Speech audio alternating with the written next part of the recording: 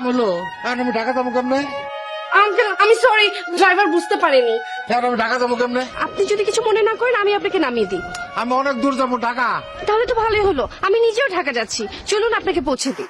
আপনার ওই গাড়িতে জি। কিছু মনে করবেন না, আর মলম পার্টি টাটি না তো? ছি ছি আঙ্কেল, আমি মলম পার্টি কেন হতে যাব? আমি তো দেলদুয়ারের তালুকদার বাড়ির নাতনি। তালুকদার বাড়ি মেয়ে আপনি? জি। কোনো ভয় তো নেই না? যাওয়ার আগে আপনার এই ড্রেসটা চেঞ্জ করে দিব, একটা দোকানে যেয়ে আরেকটা নতুন ড্রেস কিনে তারপর আপনাকে চেঞ্জ করে দিব। Please uncle.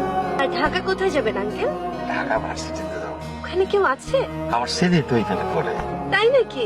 তা কত ব্যাচ, কোন ডিপার্টমেন্টে? তো কিছু তো আমি বলতে পারবো না মা।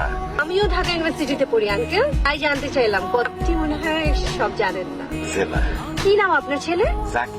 না, এই নামে তো কাউকে মনে পড়ছে না। আমার ছেলে যখন পড়াশোনা ভালো, পড়াশোনা নিয়ে থাকে, কারোর সাথে তেমন মিশে না, এই জন্য মনে হচ্ছিল।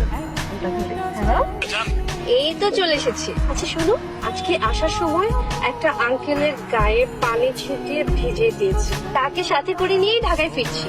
সব থেকে মজার ব্যাপার হলো তার ছেলেও নাকি আমাদের ইউনিভার্সিটিতে পড়ে। আঙ্কেল আমরা চলে এসেছি। আঙ্কেল এই হচ্ছে ঢাকা ইউনিভার্সিটি, আপনি যান তাহলে। এটা আমার হল, আমি তাহলে আমার হলে যাই। আপনাকে অনেক ধন্যবাদ।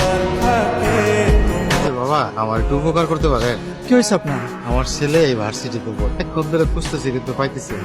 আপনার ছেলের নাম কি? জাকির। তার মোবাইল নাম্বার নাই আপনার কাছে? মোবাইল একটা ছিল, 6 মাস ধরে আমার সাথে অভিমান করে এখনো যোগাযোগ করে।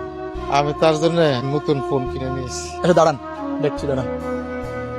গ্রাম থেকে এক চাচা এসে কিছু বিপদে পড়ে গেছে। আচ্ছা ঠিক আছে লয়। চল, এই যে এই চাচার কথা বলছিলাম। আচ্ছা বাজার জাকির, বাজার বাজার, তুই বাড়ি না আমাকে বাপের কথা তোর মনে পড়ে না? হ্যাঁ, আরে চাচা কি বলেন আপনি? উনি জাকির হতে যাবে কেন? ও তো আমাদের বড় ভাই, জ্যাক ভাই। আপনি উল্টাপাল্টা বকতেছেন কেন? আমি আপনার ছেলে হইতে যাবো কেন? বাজার আমি গ্রামের মানুষ হতে পারি, আমার লেখাপড়া না থাকতে পারে, তাই বলে আমি আমার পোলারে চিনবো না? এটা হয়? আরে বলছি তো আমি আপনার ছেলে না। এই সোজা কথা আপনার মাথায় ঢুকতেছে না? আর তুই কোত্থেকে সব আপু ধরে নিয়ে আসোস? সব প্রবলেম কি আমার কাছে নিয়ে আসতে হবে? সব আমার সলভ করতে হবে? এখন এই গ্রামের লোক ভাবতেছে আমি তার ছেলে। যা এখন কেউ টাঙ্গাইলে বাস উঠে দিয়ে তাই সব ঝামেলা আমাকে তার আনবি না। কি হলো চালা, চলেন। আসলে আমার ভুল হয়েছিল, সারাদিন রোদ্রে রোদ্রে ঘুরছি তো, মাথা ঠিক নেই। আমাকে মাফ করে দিয়ে আপনারে আমার ছেলে মনে করছি।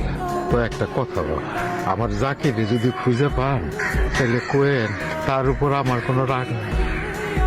আমার তো একটাই ছেলে, তার উপর আমি কি রাগ করে থাকতে পারি বল? তুমি কখন আসলে? যখন তুমি তোমার বাবাকে চিনতে পারছিলে না, যখন তুমি ভুলে গিয়েছিলে যে তোমার নাম জাকির হোসেন মৃধা, তখন। কি বলো এইসব তুমি? আমি কি বলি এসব? তুমি এতদিন কি বলেছো এইসব? তোমার বাবা মা অ্যাব্রোডে থাকে, তুমি তোমার দাদুর ইচ্ছায় বাংলাদেশে পড়াশোনা করতে এসেছো, এটা বলনি তুমি? ভুল বুঝাবুঝি হচ্ছে। ওই লোকটা ওই লোকটা তোমার বাবা, তার একমাত্র সম্বল বলতে তুমিই ছিলে। তোমাকে একা একা মানুষ করেছে, যে নিজের মিথ্যা পরিচয়ে সোসাইটির ফার্স্ট ক্লাস সিটিজেন সাজার মিথ্যা অ্যাপ্রোচে নিজের বাবাকে অস্বীকার করে। এই লোকটাকে আজকে প্রথম দেখলাম, আগে কোনোদিন দেখি নাই। ওহ, তাই না?